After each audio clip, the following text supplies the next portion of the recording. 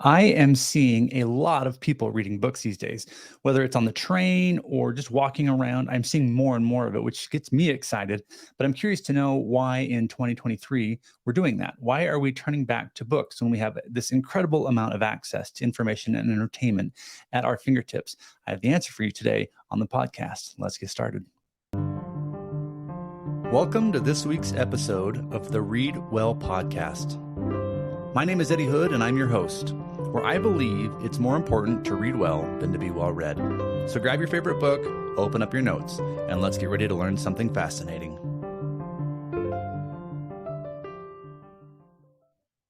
Welcome back, everybody. This is episode 10 of the Read Well podcast, and I'm really excited to be, well, I'm always excited to be here, but I just got back from 10 days in Paris, and I have just some incredible experiences to share with you.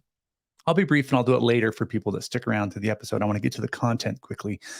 However, it was just this great experience. If you like reading or writing, Paris is this really enriched place where you can go and connect with, the authors of the Lost Generation and whatever. We'll get into that. But today's episode is on something that I noticed while I was traveling, not only in Europe, but here at home as well. As I went to the airport and as I just walked around, I am seeing more and more people reading books, and I'm also seeing local bookstores doing better. I'm reading articles on local bookstores that are starting to thrive.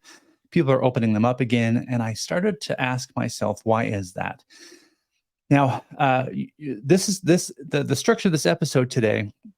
I'm going to give you 3 or 4 different reasons as to why I believe people are going back to reading, which just fills my heart with joy. And then at the end of the episode, for those who stick around, I'm going to give you 3 recommendations for books that have had a profound impact on my life, and I think you will thoroughly enjoy. So something to help you stick around and listen to the whole show. And I want to thank you for being here. It means a lot to me. This little community is starting to grow. We have a little Facebook page and a YouTube page, as well as our own page at thereadwellpodcast.com. So if you're interested in following along and learning how to become a better reader or just finding time to read, check us out there. If you're watching us on YouTube, you'll notice that I have a giant gash on my forehead.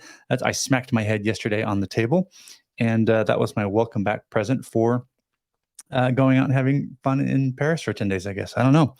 The universe was not happy with me. But let's jump into this. Okay, let me get my notes up here. So the very first thing I want to share with you is that we read books for 2 main reasons. At least it has always been this way in the past. We did so in order to get information about something or to be entertained. So we were looking at nonfiction for a way to grow ourselves, to scale our skills. Did I say that right? Yeah, to scale our skills. Wow. And also, to really sort of level up. Or we needed a diversion, right? We needed a way to sort of escape the toil and struggle of life, and so we would turn into fiction and move into somebody else's life and world and live in their footsteps for a bit. Reading is wonderful for doing that, but since the advent of the internet and social media and YouTube, we can get information and entertainment far faster than we can reading a book. If you think about it, reading a book, the average human reads probably 200 to 250 words a minute, which is about a page. Some of us read slower than others. But even at that, most people take anywhere between 8 and 20 hours to read your standard book. That's a long time, 8 to 20 hours to get that information or that distraction, entertainment, into your life. That's quite an investment. And the way that we live our lives now, it's really hard to sit down and sort of carve that time out. It seems like there's always something clawing at us, wanting us, needing us. And so books have sort of been starved. Well, so why is it that people are actually carving that time out and finding that time and returning to it?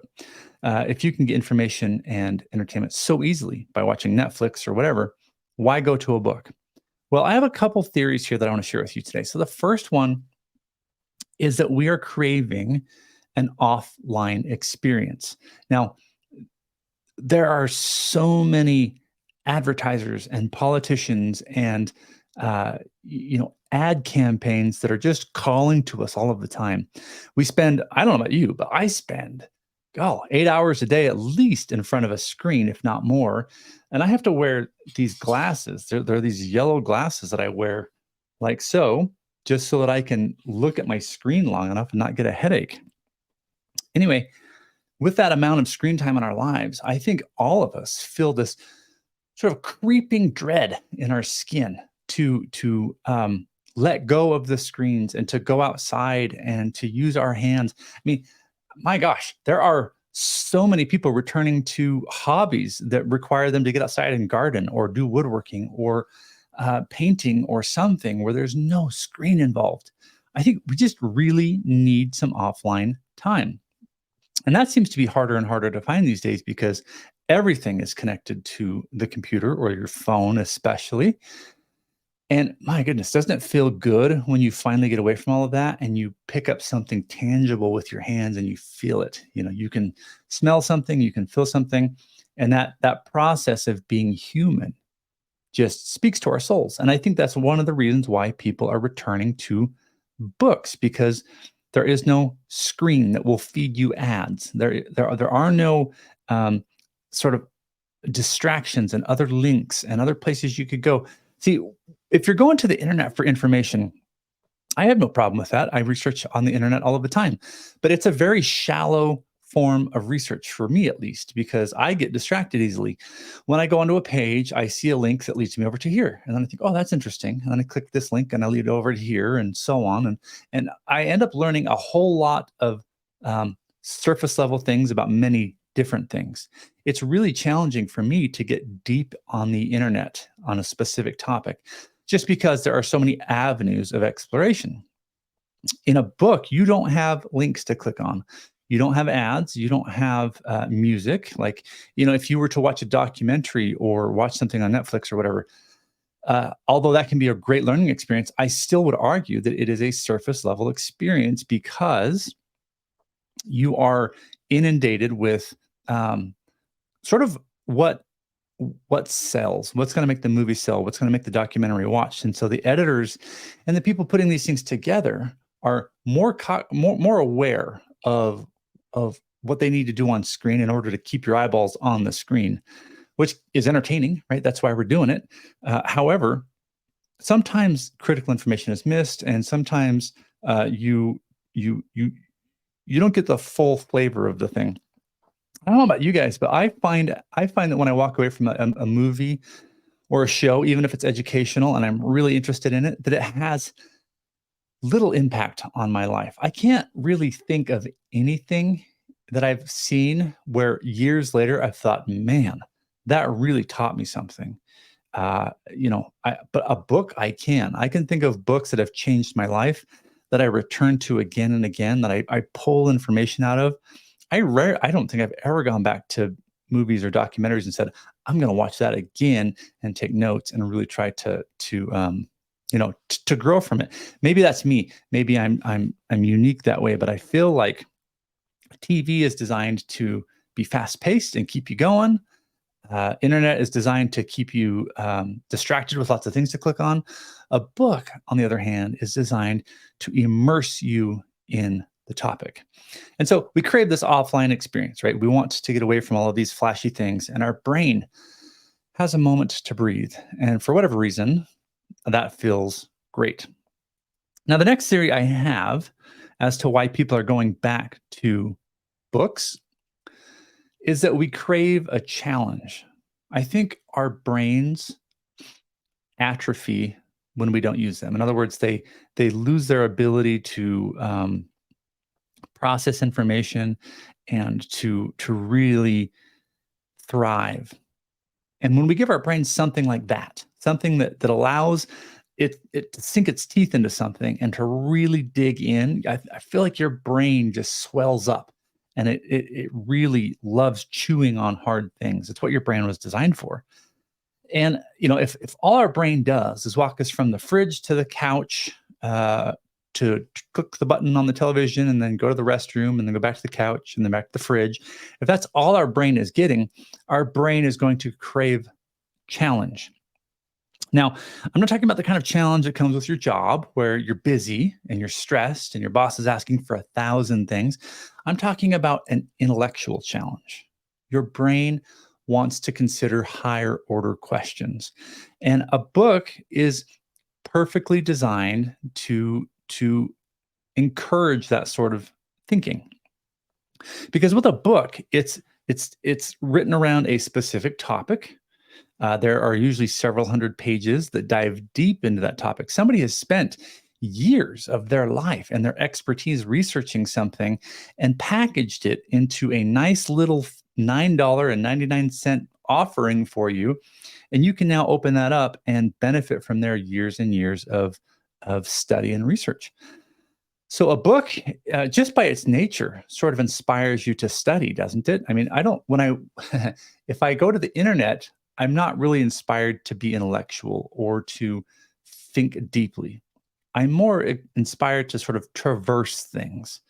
When I watch television, I'm not inspired to be intellectual or to think deeply. I'm instead inspired to relax and be entertained. But when I open a book, just feeling it in my hand makes me want to sit down, get my notepad, get my pen, and set some time aside in my life to learn something new, right? A book is just beautiful that way. So I feel like we really are needing and we're desperate for challenges. So whatever your thing is in life, I feel like the book allows you to dig deeper into that. Okay.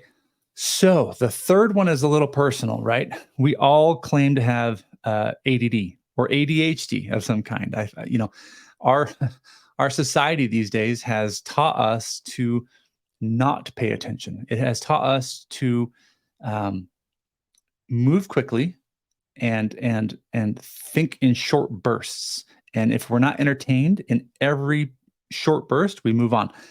It's really frustrating. I grew up in the '80s where we didn't have social media. We didn't have.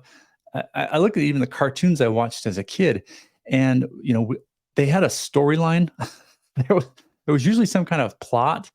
And my kids now, I have 4 kids, and when I walk past the TV and they're watching something, my brain hurts because it's just noise and chaos and like loudness. Just because they, for whatever reason, believe kids can't pay attention, so they have to show them lots of bright imagery and lots of sounds and lots of crashing and whatever. I think you know exactly what I'm talking about, but we are struggling as a society to focus on something for longer than 7 seconds. And in fact, I would ask you right now, how is this conversation going for you? Do you feel like it's a challenge to listen to the words I'm saying, or do you feel like you're able to really dial in? Perhaps you feel like you need to be multitasking or whatever, or washing the dishes. We just feel like we got to be doing things all the time. And that is, number one, it's unfortunate because good work, great work cannot be done at that level of consciousness, right? We need to be able to go deep and stay there in order to do our best work. And so I think a book trains that. A book is a nice training ground for building your focus. It's the same as meditation. I don't meditate a whole lot. I used to. I found that quite beneficial. But for me, I wake up every morning at 5:30, and I usually read for about an hour. It's the very first thing I do, and I do that because I don't want the world to fill my brain yet or my calendar with unnecessary things. I want to spend the best part of my brain reading something complex and challenging. So the book is designed um, to build that ability to focus. When you pick up a book, you'll often find yourself reading a paragraph and then thinking to yourself, "All right, I have no idea what I just read. I was kind of off in la la land, and now I got to go back and reread it."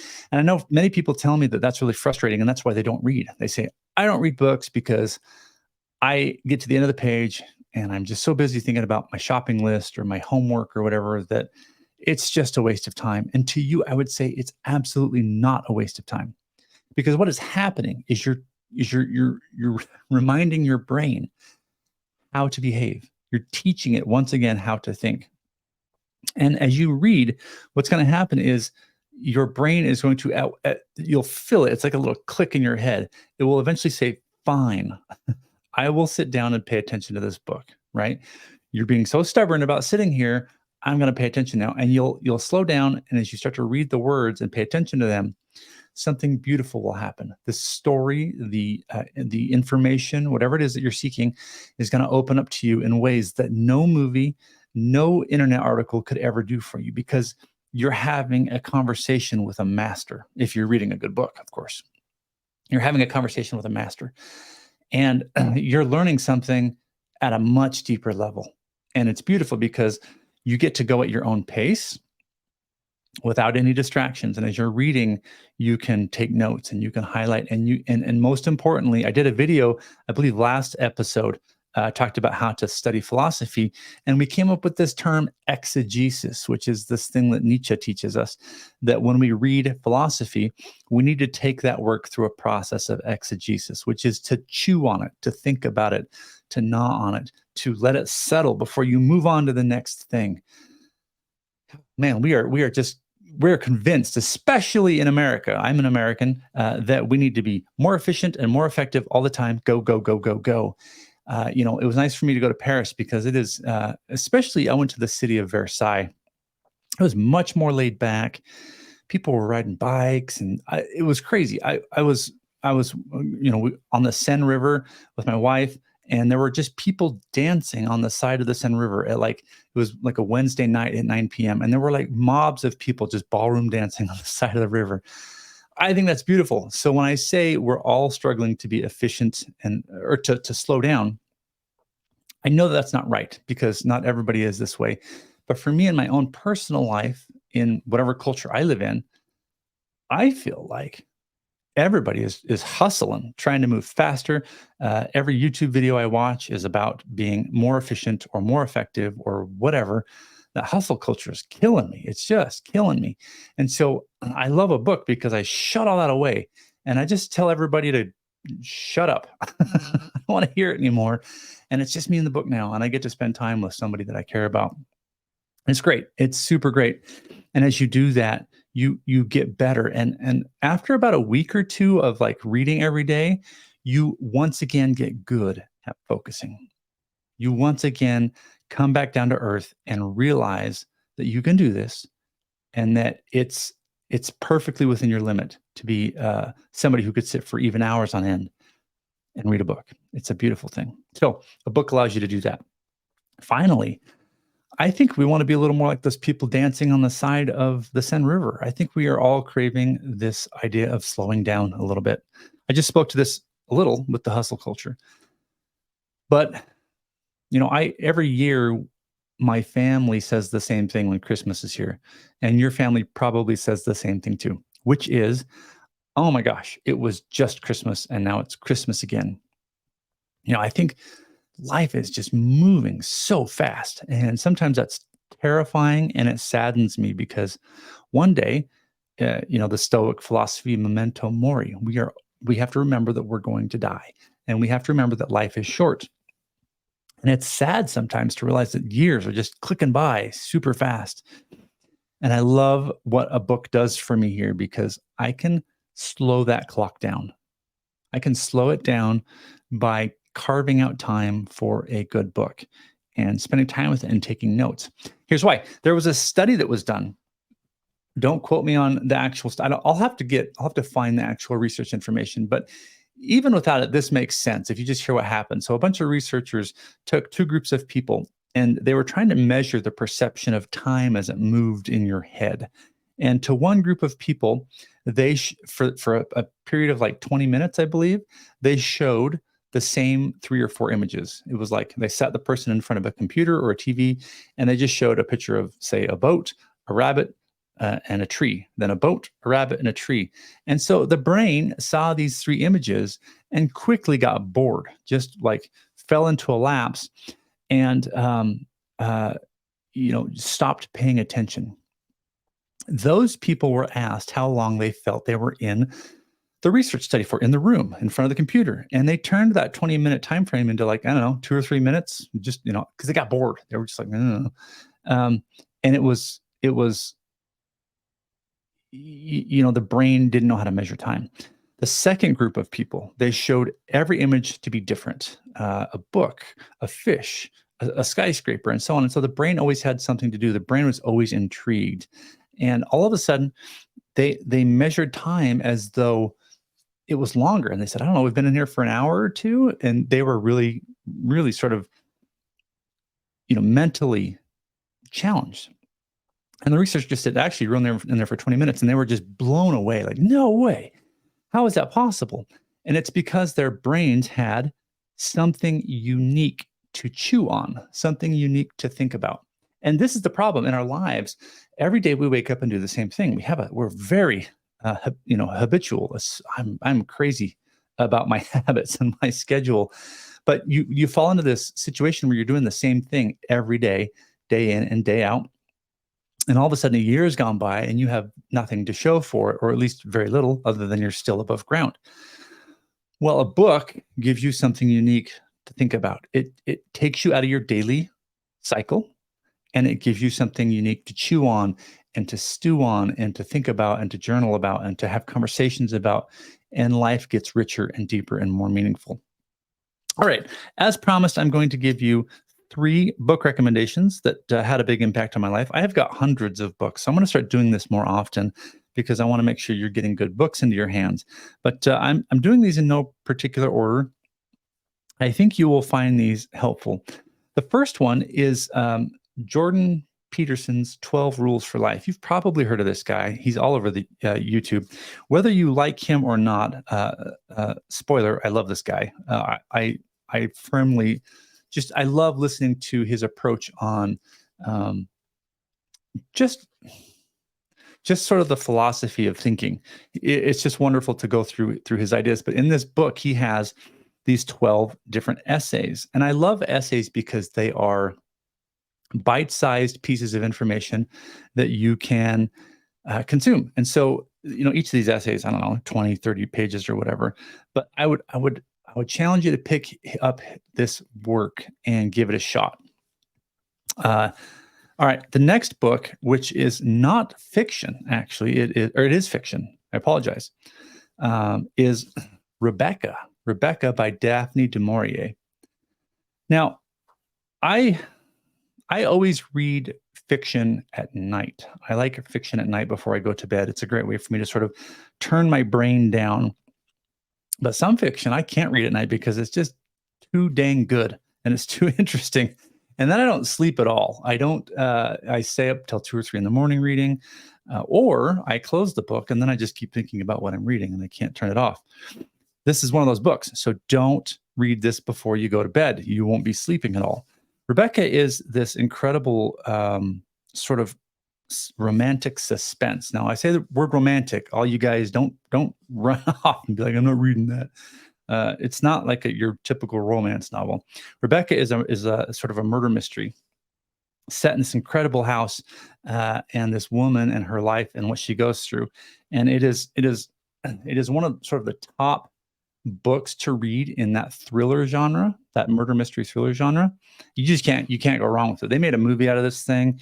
It was good. The movie was good, but the book is just incredible. Check this out. All right. The last book I want to share with you. This one I think about all the time. I read it a couple years ago. I need to reread it because it really has affected me more than most books, I think. It's called The Denial of Death by Ernest Becker. The Denial of Death is it's a psychology book, and he pulls in Freud and Jung and a whole bunch of other people. But Becker's idea here is that he is trying to explore why we do what we do. And his main theory here is that the anxiety that we feel, the stress that we feel, the fear that we feel is all at our core because we are ultimately afraid that one day we will die. And so we do things and take on things in a certain way with this, this fear in our gut that we know one day this is all going to be over. Now that sounds morbid and sad and scary. It's actually not. It gives you the courage to live better because you understand how you are processing information, why you feel anxious sometimes. And it's a challenging book though. So one of my theories on the fact that we're craving a challenge, this book will give you that challenge. It will definitely force you to sit down and read slowly and think through it. Okay. I hope you guys got something out of that today. If you did, do me a favor. Please take a minute and like the YouTube video. We need to get some more likes and subscribes there. Go ahead and subscribe to the channel if you haven't done that yet. And if you're listening to the podcast, thank you so much for being a listener. I really, really appreciate that. Don't forget to go to thereadwellpodcast.com to sign up for my weekly newsletter, where I send out each week the current episode, as well as my essay that I write for the week related to this topic. So I will have an essay going out on Wednesday about what we discussed today in more detail. And I hope you find that interesting and helpful. Again, as always, I appreciate you, and I'm thankful for all of you being here, and I'll see you next week. If you'd like to take your reading to the next level, then head on over to our website at thereadwellpodcast.com. There you can get access to my weekly newsletter as well as up-to-date show information. Also, don't forget that I learned software development on the side just so that I could build a program to help us make better book notes as we read. If you're interested, go to highlightish.com. Think of highlighting a book, but add ish, I-S-H, at the end. Highlightish.com. Thanks for listening, everyone, and we'll see you on the next show.